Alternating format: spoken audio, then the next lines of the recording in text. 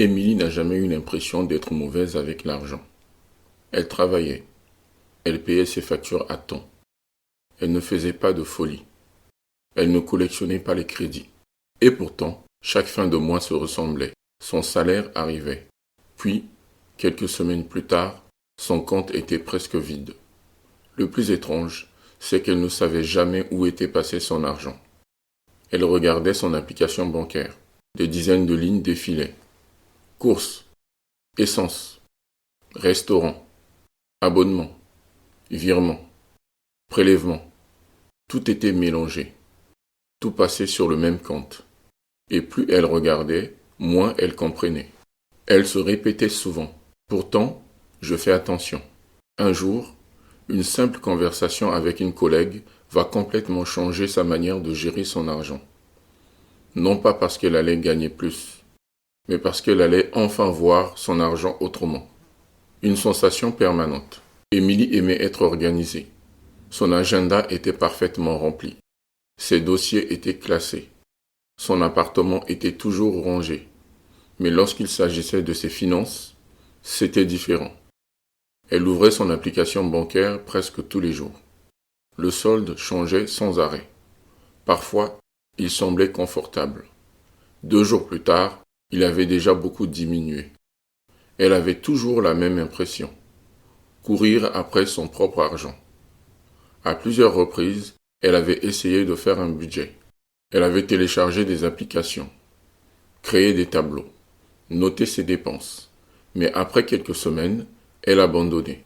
Ce n'était pas compliqué. C'était simplement fatigant. Elle voulait une méthode simple, pas un deuxième travail. Une phrase qui fait réfléchir. Un midi, à la pause déjeuner, elle discute avec une collègue. Le sujet de l'argent arrive dans la conversation. Émilie soupire. J'ai l'impression de ne jamais savoir où j'en suis.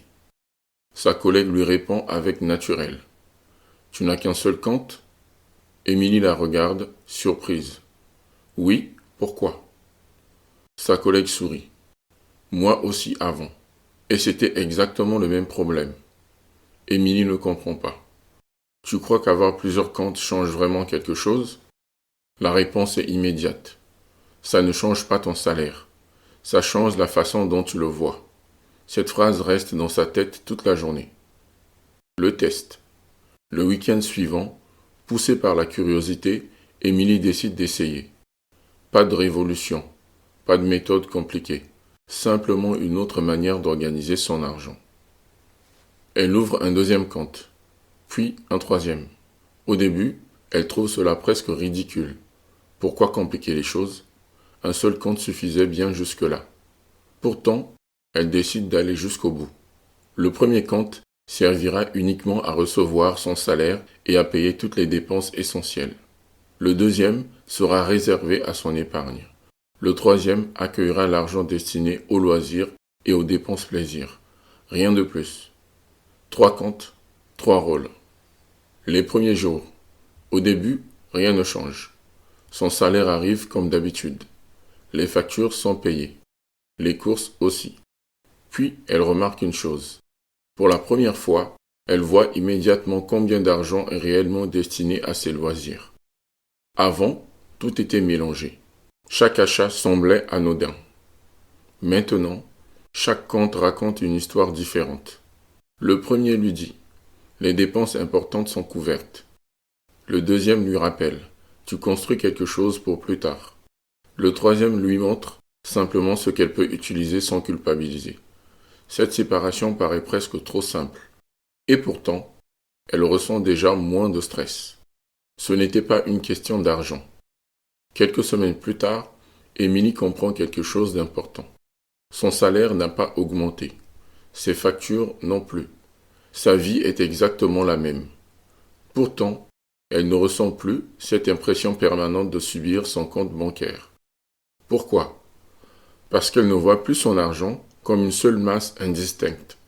Chaque euro a désormais une fonction. Chaque compte a un objectif. Et cette simple organisation change complètement sa façon de prendre des décisions. Pour la première fois depuis longtemps, elle a l'impression de reprendre le contrôle. Au fil des semaines, Émilie remarque un changement auquel elle ne s'attendait pas. Ce n'est pas son compte bancaire qui change en premier, c'est son comportement. Avant, lorsqu'elle recevait son salaire, tout semblait disponible. Le même compte servait à tout. Payer le loyer, faire les courses, commander un repas, acheter un cadeau, préparer les vacances, épargner si jamais il restait quelque chose. Tout se mélangeait. Et quand tout est mélangé, il devient très difficile de prendre de bonnes décisions. Aujourd'hui, ce n'est plus le cas. Chaque compte a une mission précise. Elle n'a plus besoin de réfléchir à chaque dépense. Elle sait immédiatement dans quelle catégorie elle se trouve. Cette clarté lui enlève une grande partie du stress qu'elle ressentait auparavant. La plus grande surprise. Quelques mois plus tard, une amie lui demande « Alors, ces 3 comptes, ça marche vraiment ?» Émilie réfléchit quelques secondes. Puis elle répond « Ce ne sont pas les comptes qui ont changé ma vie. C'est ce qu'ils m'ont obligé à faire. » Son amie fronce les sourcils. Émilie poursuit. « Avant, je prenais toutes mes décisions avec le même argent. Aujourd'hui, chaque euro a déjà un rôle avant même que je le dépense. » Cette simple phrase résume parfaitement ce qui a changé. Elle ne décide plus dans l'urgence. Elle décide avec un cadre. Et un cadre rassure, parce qu'il évite de devoir tout remettre en question à chaque achat. Les 3 comptes. Avec le temps, Émilie affine son organisation. Le premier compte reste le compte du quotidien. C'est celui qui reçoit son salaire, celui qui paye le logement, les factures, les assurances, les courses, tout ce qui est indispensable. Le deuxième compte est différent. Elle le considère comme le compte de son avenir. L'argent qui s'y trouve n'a pas vocation à être dépensé le mois suivant. Il sert à construire progressivement une sécurité, à préparer les imprévus, à financer les projets importants, et parfois à investir. Enfin, le troisième compte est celui des plaisirs. Restaurants, sorties, loisirs, petites envies. Grâce à lui, elle profite de son argent sans culpabiliser, parce qu'elle sait que les dépenses importantes sont déjà prévues. Et cette situation change tout. Ce que cette méthode lui a appris. Avec le recul, Émilie comprend que son problème n'était pas un manque de discipline. Elle n'avait pas besoin de devenir plus stricte. Elle avait simplement besoin de rendre son argent plus lisible. Car lorsque tout est mélangé, chaque dépense donne l'impression d'être sans conséquence. À l'inverse, lorsqu'on attribue une fonction précise à son argent, chaque décision devient beaucoup plus naturelle. Elle ne passe plus son temps à calculer. Elle ne culpabilise plus après chaque achat. Elle sait simplement où elle en est. Et cette tranquillité d'esprit vaut bien plus qu'elle ne l'imaginait. L'erreur que font beaucoup de personnes. En parlant autour d'elle, Émilie découvre que beaucoup de personnes vivent exactement ce qu'elles vivaient auparavant. Elles pensent que leur problème vient uniquement de leurs revenus. Alors elles attendent une augmentation. Un nouveau travail. Une nouvelle période. Bien sûr, gagner plus peut aider. Mais si ton argent reste désorganisé, tu risques simplement de gérer un plus gros désordre. Ce n'est pas toujours une question de montant. C'est souvent une question d'organisation. Et cette différence est essentielle. Parce qu'une bonne organisation fonctionne avec un petit salaire comme avec un plus grand. Le changement le plus important. Aujourd'hui, Émilie regarde encore son application bancaire. Mais plus de la même manière. Avant, elle cherchait surtout à savoir combien il lui restait. Maintenant, elle regarde où elle avance. Son épargne progresse. Ses dépenses restent sous contrôle. Ses loisirs ont leur place. Elle ne cherche plus à être parfaite. Elle cherche simplement à être régulière. Et c'est probablement la plus grande leçon de cette histoire. Les finances personnelles ne deviennent pas sereines grâce à une méthode compliquée.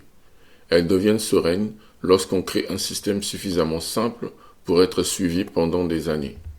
Émilie pensait qu'elle avait un problème d'argent. En réalité, elle avait surtout un problème de visibilité. Les 3 comptes bancaires ne lui ont pas permis de gagner davantage. Ils lui ont permis de savoir exactement où allait son argent.